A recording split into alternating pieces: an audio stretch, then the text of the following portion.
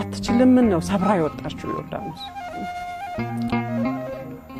እግዚአብሔር እኮ ምናልባት እኔን ትችላለች ልጄችን ልጅ ልታሳድግልኝ ትችላለች ብሎ ይሰጠኝ ይሆናል ደሞ በሷ ሊሰራ ያለውን ነገር ብላቅም ስለዚህ እኔ ማገልገል አለብኝ ሰዎች አትችልም ነው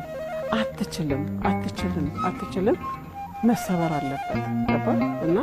አትችልም ነው ሰብራ ይወጣችሁ ዮርዳኖስ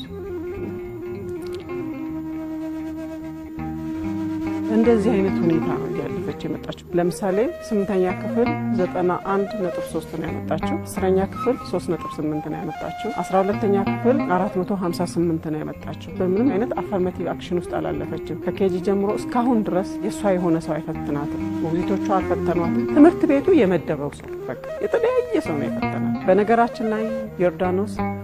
ኢዝን ወዝ ለማድረግ አትፈቅድልኝ በፍጹም አትፈቅድ እና በዛ ሁኔታ ነው ተምራ እዚህ የደረሰችው ምናልባት ሰው እንዴት ችላ ደረሰች ሊል ይችላል አሁንም ግን እምለው ሁኔታዎች አይደሉም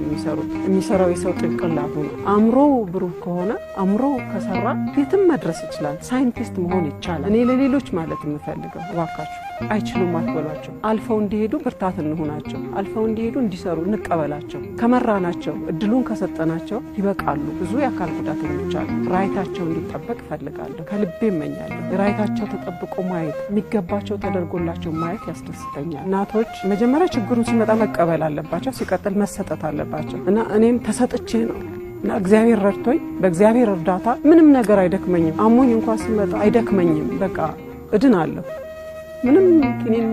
ሳሎስ ለዘመመንት እሷን ሳይ በቃ ራሳውና ያንን ነው ማገለግላት ስለዚህ ይቻላል የማይቻል ነገር የለም ግን መሰጠት አለብን ለእንደነዚህ አይነት ልጆች ጓዳ ውስጥ መደበቅ የተለመደ ነው ኢትዮጵያ ውስጥ ምክንያቱም መርገምት ነው ተብሎ መርገምት አይደለም ስጦታዎች ናቸው እድሎች ናቸው እግዚአብሔር እኮ ምናልባት እኔን ትችላለች ልጄችን ልጅ ልታሳድግልኝ ትችላለች ብሎ ይሰጠኝ ይሆናል ደሞ በሷ ሊሰራ ያለውን ነገር ብላቅም ስለዚህ እኔ ማገልገል አለብኝ እግዚአብሔርንም